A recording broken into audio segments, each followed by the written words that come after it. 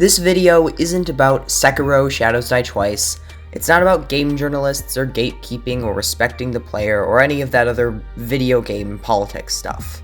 That stuff has its place, don't get me wrong, but this is meant to be solely a discussion of design and whether something makes a game better or worse.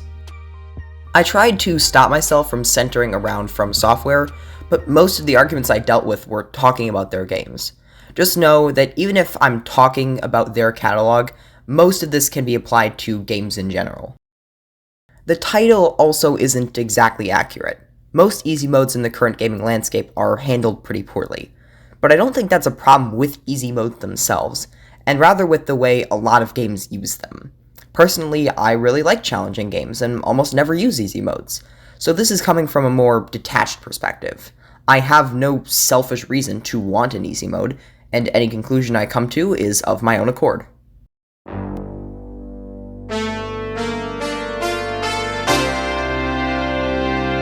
In defense of easy modes.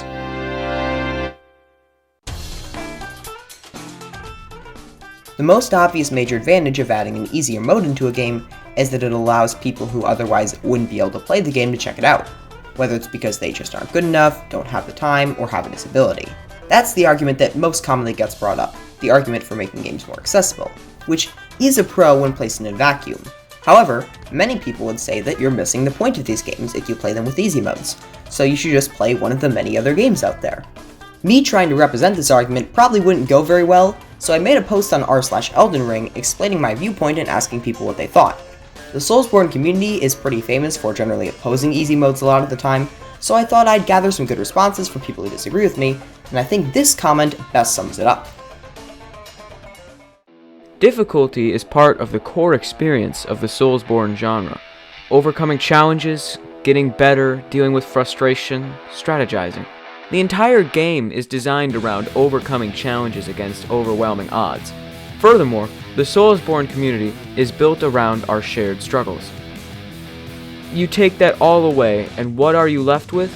A different game, really. Some generic hack and slash. So if you want to play a different game, just play a different game. Thousands and thousands of games out there. This part makes a completely separate argument, so let's come back to it later. In the main reasoning, there are two major flaws here. A, for people who are worse at a game, playing on an easier mode can still be harder for them than it is for other players going on normal. Making difficulty selectable means that different people can make the game match their skill level. This is a pretty simple point though, so I want to mainly focus on the other problem. B, even if adding an easy mode were to completely destroy that aspect of a game, games don't unilaterally focus on one aspect anymore. They have multiple reasons that players can enjoy them. As Arlo said in his video, Is It Wrong to Cheat in Animal Crossing? I personally feel that the time mechanic can't be compromised without the game delivering a less satisfying experience. But I also recognize that people play games for different reasons. I mean, this is a core belief for me. I talked about it at length in my video, Link's Awakening Remix Art Styles and Opinions. No one should tell you how you can or can't enjoy a game. Even if I don't understand it, even if it seems like it goes against the very concept of the game, that's just me. It's your game too. You play it how you like. Hollow Knight is my favorite game of all time, and the two main focuses of it are the exploration of an interconnected world and difficult combat, mainly on bosses. There are other more minor aspects, but these are the main appeals of the game. Let's say that one of my friends picks up Hollow Knight. They're already a Metroidvania fan, so they want to experience the game's massive, sprawling world, but it's just too frustrating for them, and the difficulty isn't fun. Being able to make the game less difficult would only enhance their experience. They'd be able to focus on the aspect of the game that they enjoy the most, and the game would have helped them do that. But it does also go the other way around. Hollow Knight has a mode called Godmaster that starts out immediately in the final DLC area, Godhome, and allows you to fight every boss in the game, and has Pantheons where you have to fight several in a row without dying. The individual bosses and the Pantheons both give you extra options to make it even harder.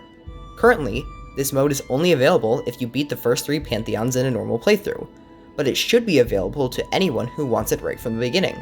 That would allow players who, conversely, don't care about the exploration but really like the difficult combat to focus on the part that they enjoy.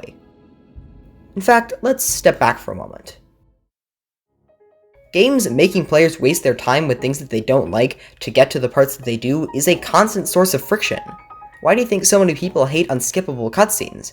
Because they value the gameplay but not the story, so they just want to focus on the gameplay. On the opposite end of the spectrum, there are also plenty of people who like the story of The Last of Us and Uncharted games, but not the gameplay. They might have a better experience if the game allowed them to skip the gameplay and essentially just watch a movie, so a feature that lets you do that would increase the quality of the game. In the same way, someone might value the exploration of Hollow Knight, but not the difficult combat, so letting them turn down the difficulty would just create a better experience for them. Some people just don't enjoy difficulty, and that's okay. Why stop them from enjoying everything else a game has to offer? This doesn't just apply to major aspects of games either. While it's less likely, Jeff might want to play Breath of the Wild just for the bowling minigame. Is he weird? Yeah, but who cares? One of the other major problems with easy modes that often gets brought up is that people who would actually have a better time playing on normal will have a worse experience because it's available.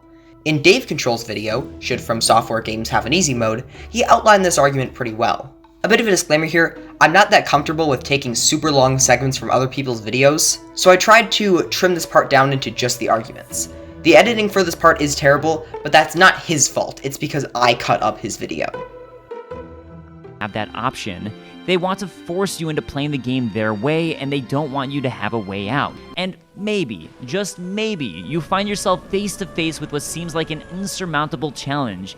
You look everywhere for a way around it, and discover there's no easy mode you can switch to, and one day, and in one moment, you succeed. And maybe you leave that encounter a little more confident in yourself, that you will fail repeatedly. There is no easy mode. That every time you fail, you'll learn something new, you'll gain something out of it, and one day you will succeed. Now, this is very significant, but it's not a problem with easy mode themselves. It's actually a problem with the way that most games implement them. Horizon Zero Dawn is a great example of what a lot of games do these days, where they create an information overload before you've even started with their difficulty selection. As Extra Credits said in their The True Genius of Dark Souls 2 video, who is gonna know what difficulty they want to play the game at before they've played the game? The idea that before you've encountered the first enemy or jumped over the first pit, that you should be able to just intuit what easy, medium, and hard mean in the context of the game you're sitting in front of is ludicrous, much less the idea that you'll know which one you're going to enjoy the most. The problem with Horizon is that players are unlikely to be able to make an informed decision about what difficulty to select without external help. In order to fix that, difficulty options need to be inherently easier to understand and be explained to the player more.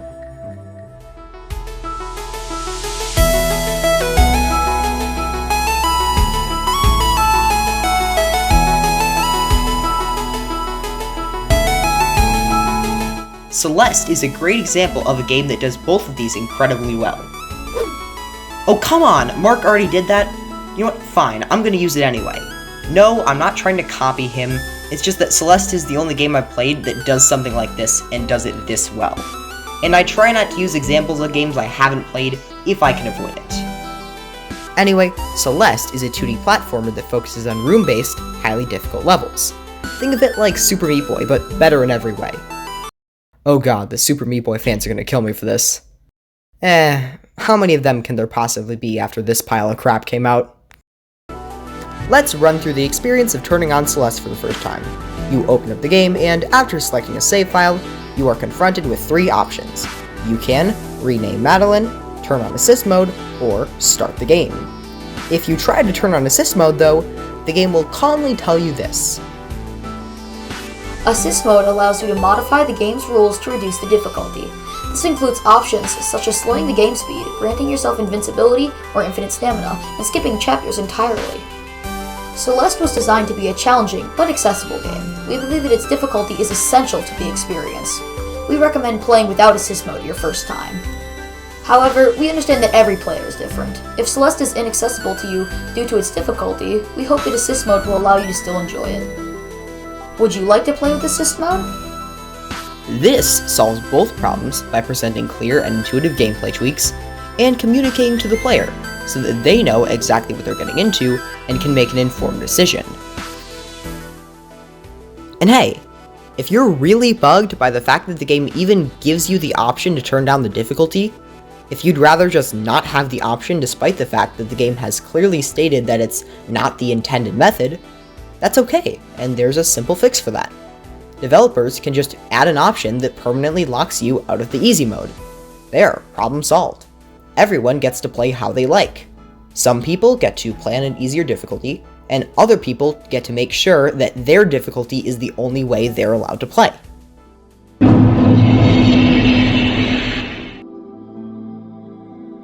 Some games, instead of having a more traditional easy mode, will use in-game mechanics and systems to modulate difficulty. When done well, this can lead to a sense of legitimacy to those wanting to lower the difficulty.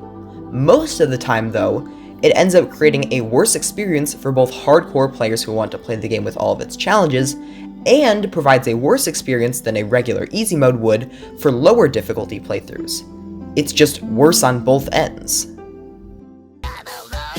To be clear, I'm not talking about games that are easy to pick up but hard to master, which allow the player to finish the main game at a lower level of skill, but provide extra rewards or content to players who want to hone their skills even more. These games tend not to need difficulty options, whether traditional or alternative, since they're designed to be accessible to a wider variety of skill levels in the first place. The best example I've played of a game falling flat on its face trying to create in-game options for lower skill levels is Dark Souls, which is pretty funny considering that many have actually praised the game for how it does this. There are three major ways that the player can give themselves an easier combat experience: using magic, grinding for souls to level up, and summoning. Each of these, aside from the summoning part, are done pretty poorly. Let's start with magic because I easily have the most problems with this system. For those of you who haven't played the game, which you really should, in Dark Souls, using magic spells in combat is blatantly overpowered compared to using a sword and shield, the more traditional option. And while it's probably better than nothing, it does have three glaring flaws. Now that I've written about all of these problems, I'm actually convinced that Dark Souls would be better without magic. Fight me in the comments. Almost all of the enemies are primarily designed for melee, so playing with magic provides a less satisfying combat experience. So many of the game's mechanics and depth are just completely ignored when you opt to cast projectiles. If magic were no more powerful than using a sword, barely anyone would use it because it just decreases the quality of the combat. Not only is magic less mechanically interesting, but tying it to easier difficulty takes a big chunk out of one of Dark Souls' biggest strengths, the variety of tools the player has at their disposal. One of the complaints that a lot of people had with Sekiro was that it wasn't as versatile in how you can approach it. By the way, Yahtzee was doing a weird thing in this review where instead of saying Dark Souls, he would use the name of some James Bond film, so that's why he talks about the film For Your Eyes Only instead of Dark Souls. Where For Your Eyes Only had extremely versatile combat that allowed you to find your preferred approach to things, blunt weapons, sharp weapons, shields, magic, or the time-honored martial art of calling a friend to do it for you while you sit at the back eating crisps and shouting advice. In Sekiro, it feels like there's only ever one right way of doing things, and it's usually parrying. I was never one for parrying in Octopussy. I always went for rolling behind them and sticking a scimitar up their ass in the technique I like to call the spicy armadillo. But in Sekiro, parrying is the only game in town, and if you can't get the hang of constantly parrying multiple times in a row, then you're on the midnight bus to failure country. Ideally, none of these options would feel too over or underpowered, so you can choose whatever you enjoy the most without consequences. But magic just doesn't adhere to this principle by being so utterly broken. By tying a choice in playstyle to a choice in difficulty, many players end up having to compromise between fighting the way they like the most and fine-tuning the difficulty to their preferences. Worst of all, if you thought Horizon's difficulty was a communication disaster, you haven't seen anything yet. At least you could kinda get an idea of how difficult the game would become before, but this is just a complete lack of difficulty communication altogether. As I said earlier, if the player isn't making an informed choice, they're not really making a choice at all. At that point, it just comes down to random chance or what looks the coolest. Unless you look it up online or figure it out through an experimentation, a fundamental method of difficulty selection is just randomly doled out to you. There are probably a lot of people who would have liked the challenge of regular sword and shield or two-handed combat much more, but nobody told them that magic was the unofficial easy mode, so they just stuck with it for the entire game and didn't enjoy it as much. Grinding, as a method of lowering difficulty, has a pretty obvious problem. It's just not fun. If Dark Souls didn't extrinsically reward you for killing the same baddies you can easily get through over and over again with souls, nobody would do it, because there's very little that's intrinsically motivating about it. I can't imagine how anyone would prefer to waste their time doing menial busy work instead of just picking an option and getting to the good bits. But even if grinding were just as fun as playing normally, there's one massive issue with it that can actually detract from the main benefits of this approach in the first place. Oftentimes, players don't know when to stop. Think about it. If you're grinding in the game, there's no clear point when you can say to yourself, okay, I'm done with this, time to get back onto the main content. The vast majority of the time, players don't think about games in the same way designers do. They're not trying to map out the best experience for themselves, and instead naturally take the path of least resistance. This is one of the reasons that I would argue developers should steer players away from grinding at all costs. There's just not any exit points. Okay, maybe not all costs, but you get the idea, it's a saying. Grinding intrudes on the gameplay experience, both by taking up more time than a simple menu option, and by lacking the sense of finality and legitimacy that it has. Remember, one of the biggest strengths of these alternatives was supposed to be that, when done well, this can lead to a sense of legitimacy to those wanting to lower the difficulty. But instead, it does the exact opposite, and pads the game with filler. In comparison to magic or grinding, summoning is actually a pretty decent mechanic, not just for lowering difficulty, but it's just cool to take down bosses with your friends or random strangers Monster Hunter style, or explore the mysterious landscape as a team. It doesn't have any flaws that make it bad, rather, its flaws are limitations on the benefits of summoning. Once you beat the boss in an area, you can't summon anyone to help you in that area anymore, and you have to play online in order to have access to summoning in the first place. There are some NPCs that you can summon, but they're pretty obtuse to find, which I can attest to. The only time in my entire playthrough I noticed a summoning marker for an NPC was with Solaire before the Ornstein and Smo fight. I didn't even know that this mechanic existed until about halfway through the game. Basically, summoning is cool, but it can't fix everything. It also creates a problem slightly parallel to the one with grinding. Now, instead of asking yourself, when do I stop grinding, you have to ask yourself, when do I start summoning? How frustrating does something have to be for you to try summoning to get past it? It puts the burden on the player to design their own experience once again, which doesn't usually go very well.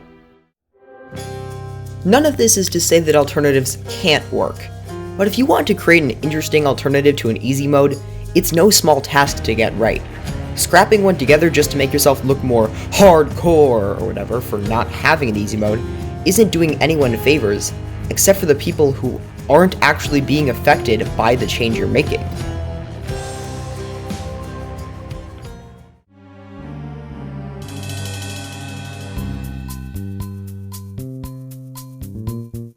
When developing games, studios obviously can't make everything perfect. Any given project has a finite amount of resources and time that can be spent on various features.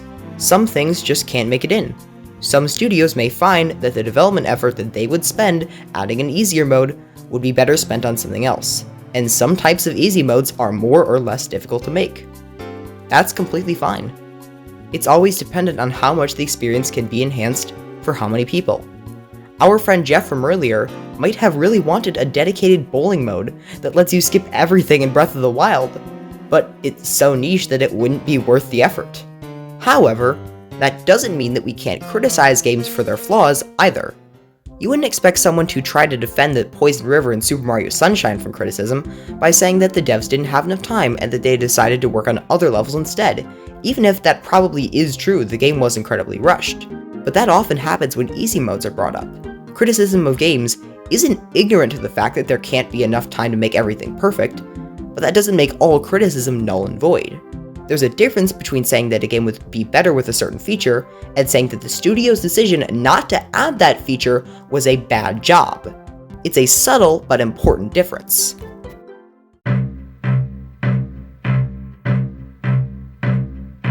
Another rebuttal of arguments for easy modes has been the appeal to artistic freedom. Many have said that developers should have the creative freedom to make their games however they please, with or without an easy mode. A good example of this would be a segment of one of the other highest upvoted comments on my r/Elden Ring thread from earlier. Games are art. Art created by a team of developers. Developers should have the complete freedom to express with their game's philosophy, design, and intentions. Art does not have to be accessible to anyone in any way, shape, or form. Up to this point, I 100% agree.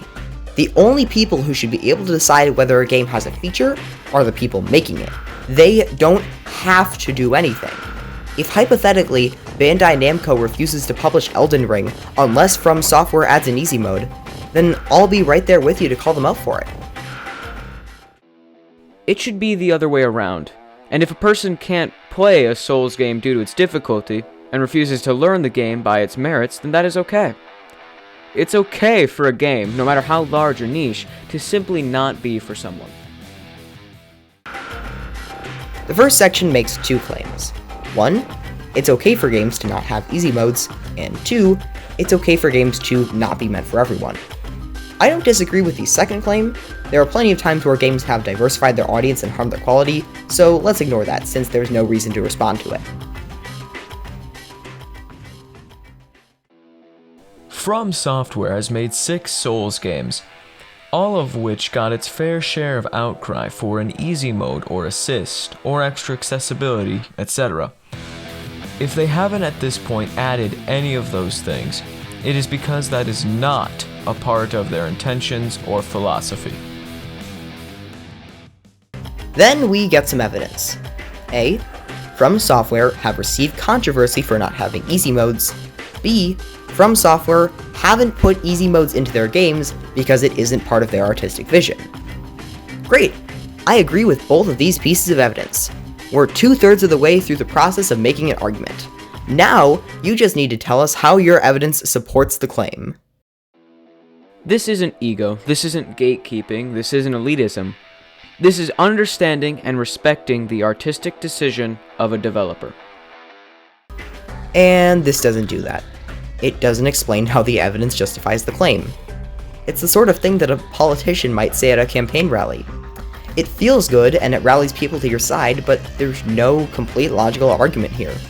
It's just assumed that if artists should have the creative freedom to not add easy modes, then all developers who decide to not add an easy mode are in the right, which aren't the same thing. There's a difference between criticizing games and forcing them to bend to your will. One of them is fine, and the other is censorship.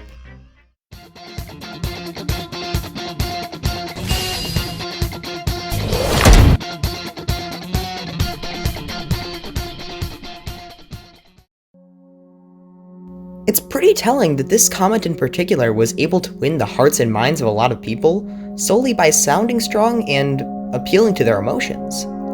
It's almost like for a lot of people, none of this is actually about the logical conviction that easy modes are bad. This is meant to be solely a discussion of design and whether something makes a game better or worse. Well, guess I just threw that out the window, didn't I? Maybe we should come back to that comment from the beginning.